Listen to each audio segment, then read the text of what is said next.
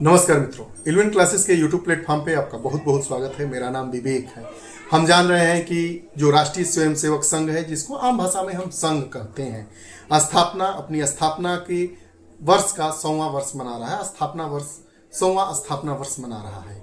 इसी पर हम लोग एक वीडियो श्रृंखला के साथ उपस्थित हो रहे हैं। आज की श्रृंखला में हम बात करने का प्रयास करेंगे और जानने का यह प्रयास करेंगे कि जो राष्ट्रीय स्वयंसेवक संघ है, अभी तक कितनी बार उस पर प्रतिबंध लगाया जा सकता है, अर्थात जो आरएसएस है वह कितनी बार प्रतिबंधित हो चुका है, क्यों प्रतिबंधित हुआ है और प्रतिबंध कैसे हटा है। इसी पर हमारा यह पूरा वीडियो सेंट्रलाइज रहेगा।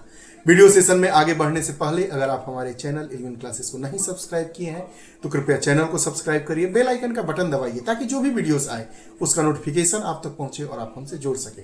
आइए प्रत्येक वीडियो सेशन की भांति इस वीडियो के टाइटल को समझेंगे, इसकी रूपरेखा को जानेंगे और महत्वपूर्ण बिंदुओं पर बात करते हुए वीडियो सेशन को वाइंड अप करेंगे। वीडियो का जो हमारा टाइटल है कि जो राष्ट्रीय स्वयंसेवक संघ आरएसएस पर अभी तक कितनी बार प्रतिबंध लगाया गया है, प्रतिबंध क्यों लगाया गया है, जिसको साधारण भाषा में संघ कहते हैं, अभी तक कितनी बार प्रतिबंध लगा है। चर्चा के बिंदु में हम बात करेंगे राष्ट्रीय स्वयंसेवक क्या है, उसका उद्देश्य क्या है, उसका लक्ष्य क्या है, स्थापना कब हुई, स्थापना किसके द्वारा हुई। इन बिंदुओं पर बात करते हुए अगला जो हमारा टॉपिक होगा वह होगा कि आरएसएस पर कब कब और कितनी बार प्रतिबंध लगाया गया है और क्यों लगाया गया है।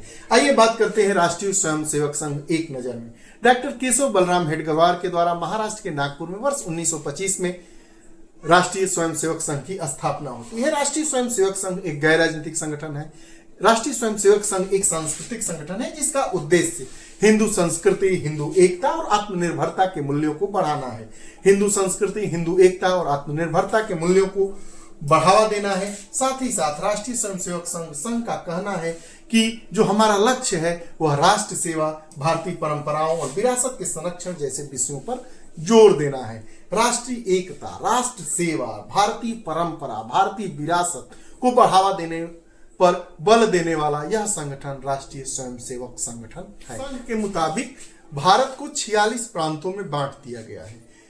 संघ के मुताबिक भारत में 46 प्रांत हैं, 922 जिले हैं, 6597 खंड हैं, 27720 मंडल और 83,129 दैनिक शाखाएं हैं। शाखा ही संघ की नींव है।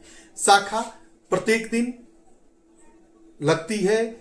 शाखा में ही स्वयंसेवक होते हैं, तैयार किए जाते हैं, जिसमें उन स्वयंसेवकों को संघ की वैचारिक पृष्ठभूमि क्या है, उसका विचार क्या है, संघ के अनुसार हिंदू राष्ट्र क्या होता है, ऐसे मूल्यों को उसमें डाला जाता है, बताया जाता है और एक स्वयंसेवक तैयार किया जाता है। कहें तो संघ ही का निर्माण ही शाखा के निर्माण पर आधारित है। अगर हम संघ परिवार की बात करें तो राष्ट्रीय स्वयंसेवक संघ अकेली एक संस्था नहीं है। इसकी कई अनुसांगिक संस्थाएं हैं, संगठन हैं और उन अनुसांगिक संगठनों को मिलाने पर ही यह एक संघ परिवार बनता है। उस संघ परिवार का नाम ही तो राष्ट्रीय स्वयंसेवक संघ है। उस अनुसांगिक संगठन में हमारी भारतीय जनता पार्टी, विश्व हिंदू परिषद, बजरंग दल, अखिल भारतीय विद्यार्थी परिषद, स्वदेशी जागरण मंच, वनवासी कल्याण आश्रम, राष्ट्रीय सिख संगत युवा वाहिनी, राष्ट्रीय सिख संगत हिंदू युवा वाहिनी, भारतीय किसान संघ, भारतीय मजदूर संघ जैसे संगठन शामिल होते हैं।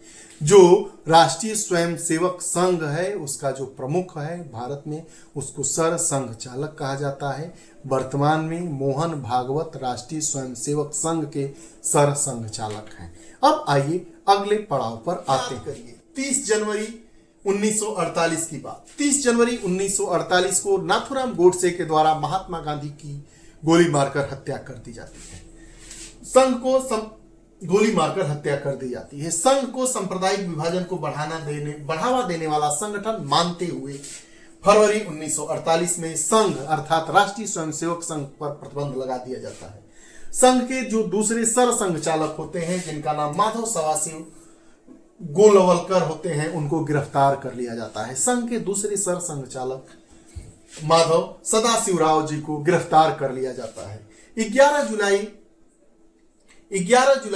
1949 को सरकार ने एक विज्ञप्ति के जरिए यह जाहिर किया है। विज्ञप्ति के जरिए बताता है, काफी बातचीत होती है पटेल में और ये गोलवलकर साहब में, उसके बाद यह विचार विमर्श होता है और 11 जुलाई 1949 को सरकार ने एक विज्ञप्ति जारी किया और कहा कि जो आरएसएस नेता द्वारा किए गए संशोधन और स्पष्टीकरण के मद्देनजर भारत सरकार इस निष्कर्ष पर पहुंचती है कि जो राष्ट्रीय स्वयंसेवक संगठन है को भारतीय संविधान के प्रति निष्ठा रखते हुए और गोपनीयता से दूर रहते हुए और हिंसा से दूर रहते हुए राष्ट्रीय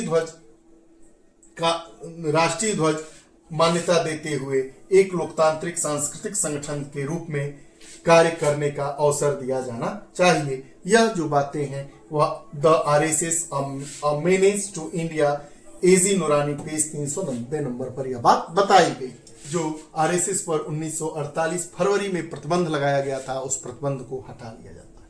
1975 में आरएसएस राष्ट्रीय स्वयंसेवक संघ पर दूसरी बार प्रतिबंध लगाया जाता है।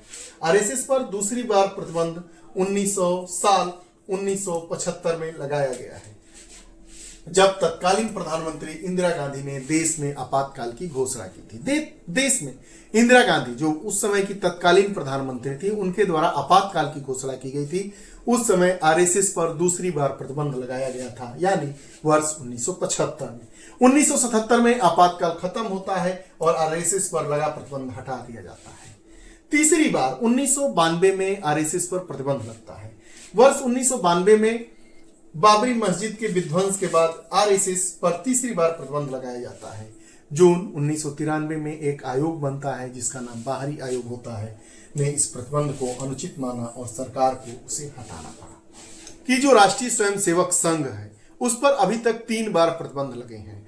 पहला प्रतिबंध महात्मा गांधी की हत्या करने वाले नाथूराम गोडसे को माना जा रहा था कि यह संघ से जुड़े हैं, इसलिए 1948 फरवरी में आरएसएस पर प्रतिबंध लगाया जाता है और 1949 में उस प्रतिबंध को हटा दिया जाता है।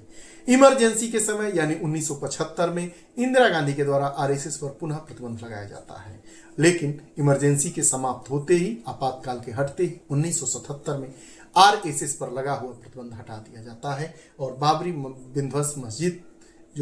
विध्वंस हुआ था 1992 में, तो उस 1992 में भी संघ पर प्रतिबंध लगा दिया जाता है, लेकिन एक आयोग बनता है जिसका नाम बाहरी आयोग है। उस आयोग ने इस प्रतिबंध को अनुचित माना और इस प्रकार अगले वर्ष यानी 1993 में जून के महीने में आरएसएस पर लगा हुआ प्रतिबंध हटा दिया गया। हमने इस अपने पूरे वीडियो सेशन में यह जाना कि 1925 में गठित हेडगेवार जी के द्वारा स्थापित राष्ट्रीय स्वयंसेवक संघ पर अभी तक 3 बार प्रतिबंध लगा है। नाथूराम गोडसे के द्वारा महात्मा गांधी की हत्या करने के बाद फरवरी 1948 में लगता है। एक वर्ष बाद 1949 में हटा दिया जाता है। 1975 में तत्कालीन इंदिरा गांधी के द्वारा जब आपातकाल लगाया जाता है तब आरएसएस पर प्रतिबंध लगता है और बाबरी मस्जिद विध्वंस के बाद 1992 में पुनः इस प्रतिबंध को लगाया जाता है और जून 1993 में प्रतिबंध को हटा दिया जाता है।